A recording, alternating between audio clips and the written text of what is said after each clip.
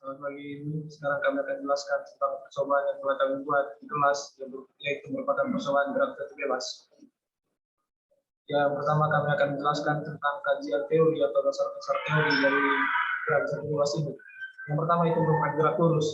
Gerak lurus itu merupakan perubahan kedudukan satu benda dari posisi awal dalam lintasan lurus. Di mana karena terjadinya perubahan kedudukan, jadi dalam gerak lurus sudah pasti terjadi perpindahan.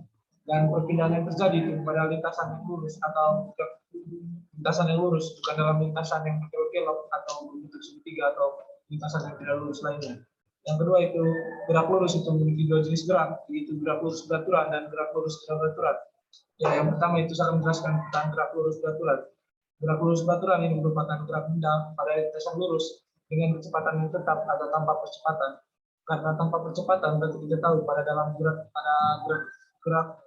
lurus beraturan ini percepatan itu sama dengan 0, sedangkan kecepatan itu konstan atau sama. Sedangkan pada gerak lurus beraturan itu, di mana pengertian itu adalah gerak lurus suatu benda yang kecepatannya itu berubah karena adanya percepatan yang tetap. Di mana melalui definisi kita tahu bahwa percepatan dalam GLBB ini adalah konstan, sedangkan kecepatan yang bisa berubah. Kenapa kecepatan yang bisa berubah? Karena adanya percepatan. Karena ada percepatan dari kecepatan itu tidak sama, kecepatan itu selalu berubah. Ya, selanjutnya kami akan menjelaskan atau memaparkan tujuan dari percobaan kami.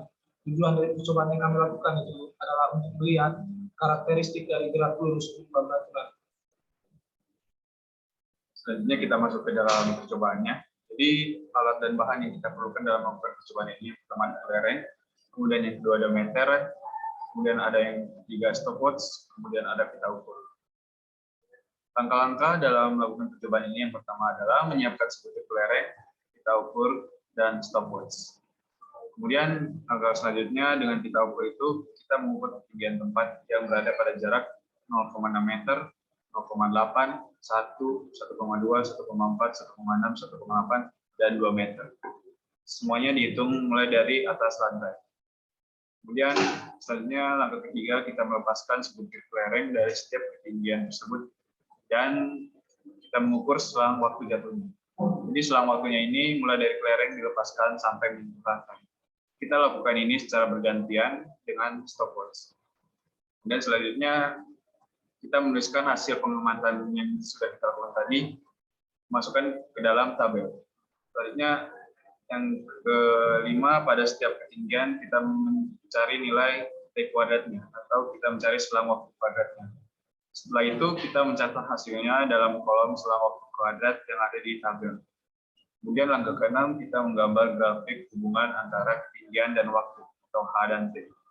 Selanjutnya kita hitung percepatan pada setiap ketinggian dengan menggunakan persamaan gerak jatuh bebas.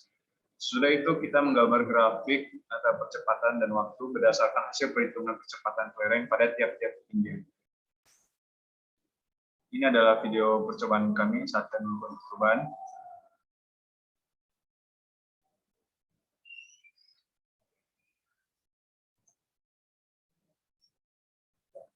Mohon maaf videonya miring, ini karena ada kesalahan di PPT-nya. Berikut adalah tabel pengamatan dari percobaan kami yang sudah kami lakukan. Jadi di sebelah kiri adalah ketinggian dari lantai, di mana kita menuliskan ketinggian dari 0,6 sampai ke 2 meter.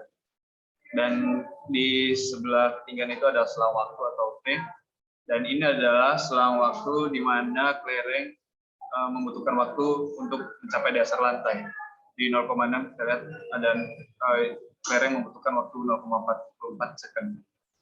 Dan itu sampai ke bawah di 2 meter, di mana selang waktunya itu 0,81 second. Kemudian di sebelah selang waktu itu ada selang waktu kuadrat, dan ini sudah kita cari, di mana kita menuliskan mulai dari ketinggian 0,6 sampai ketinggian 2 meter. Selanjutnya di tabel sebelah kanan ada percepatan, tabel kolom percepatan. Dan di situ kita juga sudah mencari menggunakan persamaan, dan kita menuliskan hasilnya itu dari ketinggian 0,6 meter sampai 2 meter.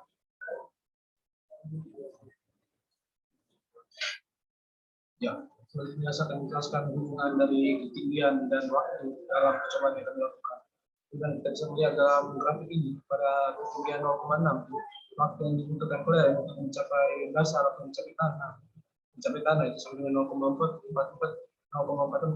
dan pada ketinggian 0,8 itu waktu yang diperlukan itu 0,48 dan pada ketinggian 1 meter itu waktu yang diperlukan itu 0,51 dan pada ketinggian 1,2 meter itu waktu yang diperlukan itu sama dengan 0,56 dan pada ketinggian 1,4 meter waktu yang diperlukan itu sama dengan 0,63 dan pada ketinggian 1,6 itu waktu yang diperlukan itu sama dengan 0,69 dan pada ketinggian 1,8 itu waktu yang diperlukan 0,75 dan pada ketinggian 2 meter itu waktu yang diperlukan itu 0,81. Jadi kesimpulan dari grafik yang kami paparkan ini adalah ketinggian dan waktu itu berbanding lurus, di mana saat waktu mengalami kenaikan, ketinggian juga mengalami kenaikan.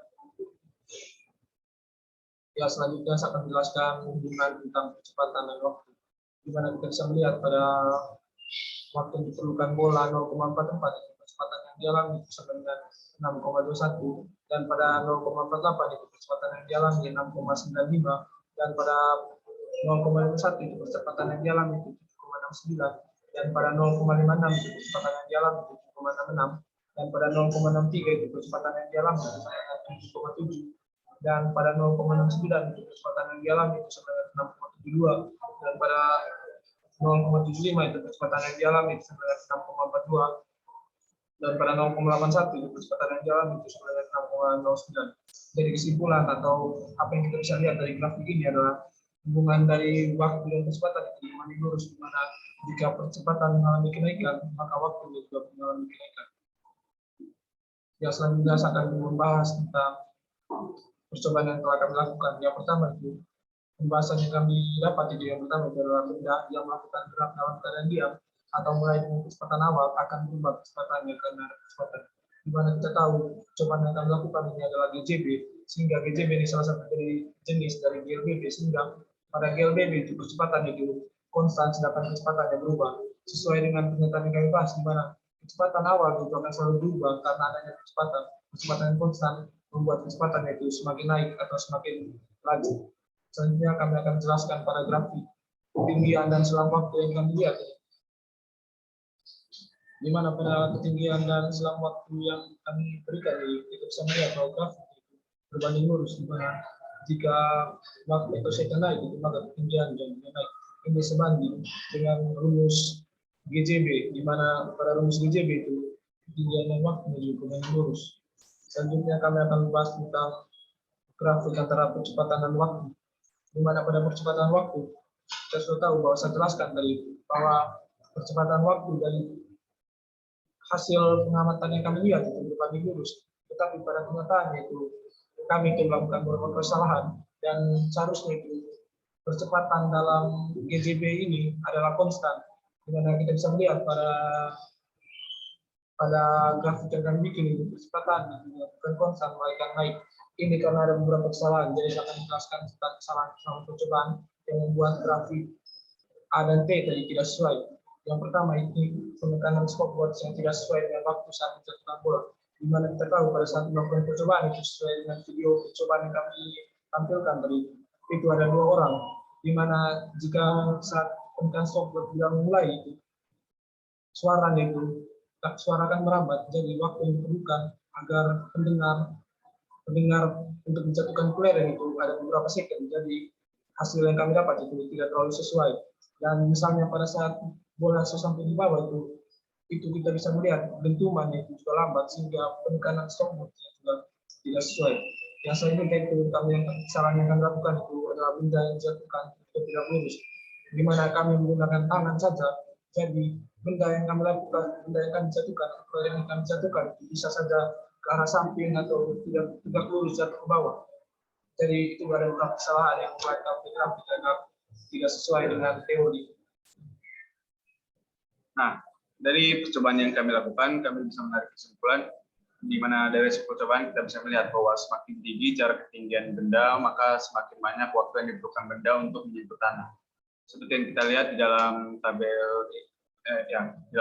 pengamatan ini, di mana ketinggian ketinggian ini mulai dari 0,6 sampai 2 meter. Selang waktunya itu semakin banyak yang dibutuhkan benda. Kita lihat ini dari grafiknya menunjukkan kurva ke semakin naik. Bukan kurva, maksudnya garisnya semakin naik. Jadi ketinggian semakin tinggi ketinggiannya, semakin banyak waktu yang dibutuhkan benda untuk menyentuh tanah. Kemudian kita bisa melihat bahwa GJMU terbukti merupakan salah satu jenis dari gerakan GLBB karena memiliki karakteristik yaitu percepatannya tetap. Jadi kita bisa lihat gerak jatuh bebas yang sudah kami lakukan ini, kita lihat kalau gerak jatuhnya itu memiliki percepatan dan percepatannya itu konstan. Kenapa dia masuk gerakan GLBB? Karena jalur sendiri adalah gerakan lurus berubah beraturan, dan dari percepatan itu membuat kecepatan dari kelereng ini berubah. Dan kenapa beraturan? Karena percepatannya itu adalah percepatan yang konstan. Kemudian kita masuk ke refleksi. Ya, jadi Allah sudah menciptakan dunia dengan begitu teratur, sangat-sangat teratur. Dan setiap hukum alam juga sudah disusun dalam peraturan Allah, termasuk hukum sains. Yang harus kita lakukan adalah kita harus bersyukur. Karena dengan keteraturan yang telah Allah ciptakan, berguna di kehidupan kita sehari-hari. Kita bisa melihat bahwa banyak manfaat yang bisa kita gunakan dalam berbagai hal yang berkaitan dengan hukum sains. Oke, sekian. Terima kasih, Mas Magaji. Itu saja presentasi kami. Semoga bermanfaat. Dadah.